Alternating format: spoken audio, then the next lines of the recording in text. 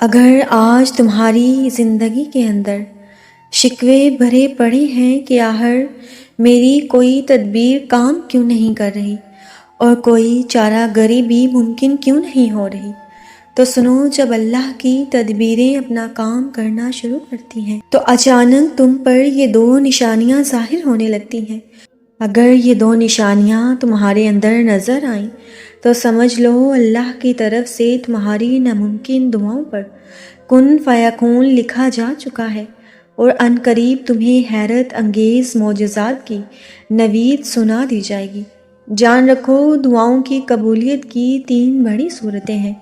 بعض دفعہ چیزیں کتنی ہی ناممکن نظر آ رہی ہوں، لیکن ایک بار ذہن نشین کر لیجئے کہ معجزے ہوتے ہی کچھ خاص لوگوں کے لیے ہیں جن کے عمل اللہ کی طرف سے خاص ہوتے ہیں۔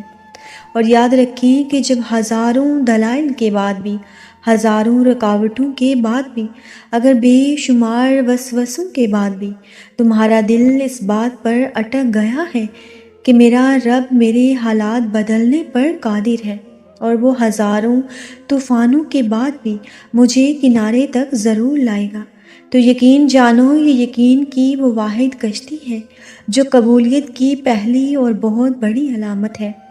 ایک روایت سے ثابت ہے کہ مومن کے ایمان کا پتہ صرف اس کی آزمائش پر ہی چلتا ہے۔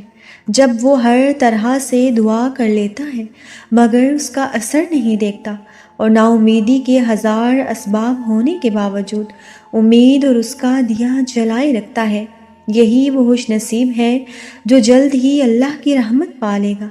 اور جان رکھو کہ توکل اپنے تمام اسباب استعمال کرنے کے بعد نتیجہ اپنے رب کے ہاتھ میں چھوڑ دینے کا نام ہے، کیونکہ میرا اللہ تو کن انہی کے لیے لکھتا ہے جو اپنے رب سے راضی ہوتے ہیں اور اس پر یقین رکھتے ہیں۔ میرا رب معجزے انہی کے لیے کرتا ہے جو آنے والے وقت کو اپنے رب کے سہارے چھوڑ دیتے ہیں۔ اللہ معجزات کے در انہی کے لیے کھولتا ہے۔ اکثر لوگ اس بے یقینی میں ہوتے ہیں، کیا اللہ واقعی معجزے کرتا ہے؟ اگر کرتا ہے تو ہم یہ کیسے جان سکتے ہیں؟ تو سنو، اللہ کا قرآن معجزاتی عطا کے بارے میں تین جگہوں پر دلیل دے کر وضاحت کرتا ہے کہ وہ کن لوگوں کے لیے ناممکن حالات کو ممکن میں بدلتا ہے اور کن کے لیے معجزات کے در کھولتا ہے، اور وہ کون سی حقیقی نشانیاں ہیں۔ قرآن فرماتا ہے کہ اللہ تمہیں اپنے فضل کے ذریعے آزماتا ہے، اور اللہ تو بڑا ہی فراخ دست اور بہت دانا ہے، اور وہی تو ہے جو تمہارے سامنے بجلیاں چمکاتا ہے، جسے دیکھ کر تمہیں اندیشے بھی لاحق ہوتے ہیں اور امیدیں بھی ملتی ہیں۔ اللہ فرماتا ہے کہ یاد کرو وہ وقت جب ہم نے سمندر پھاڑ کر تمہارے لیے راستے بنائے تھے اور پھر اس میں سے تمہیں بحیریت سے گزار دیا تھا۔ اگر آج تم معجزاتی عطاؤں کے انتظار میں ہونا تو یہ دو باتیں ذہن نشین کر لو۔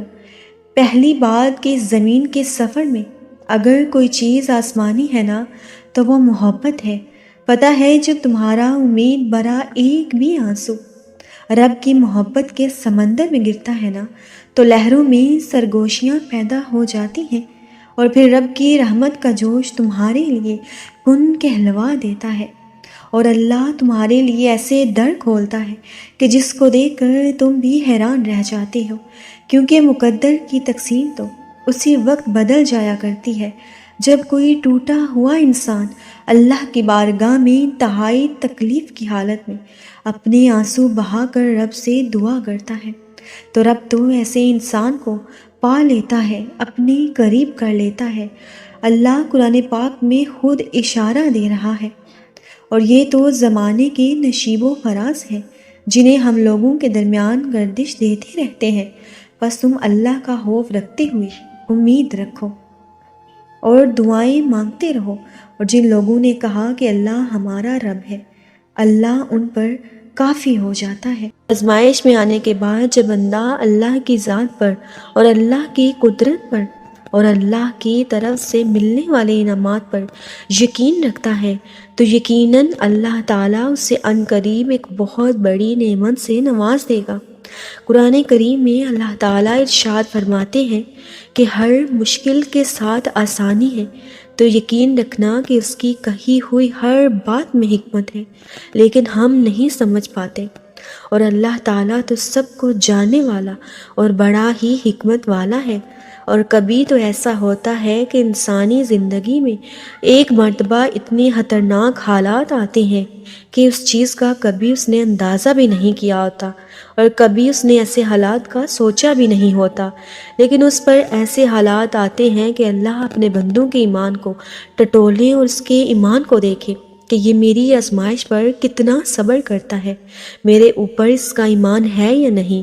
یہ بندہ جس کو میں نے آزمائش میں مبتلا کیا ہے، جس کو میں نے حالات میں گھیر لیا ہے، تو کیا یہ مجھ سے مانگتا ہے یا نہیں مانگتا؟ مشکل حالات کے دور ہونے کے لیے مجھ سے دعائیں کرتا ہے یا نہیں کرتا؟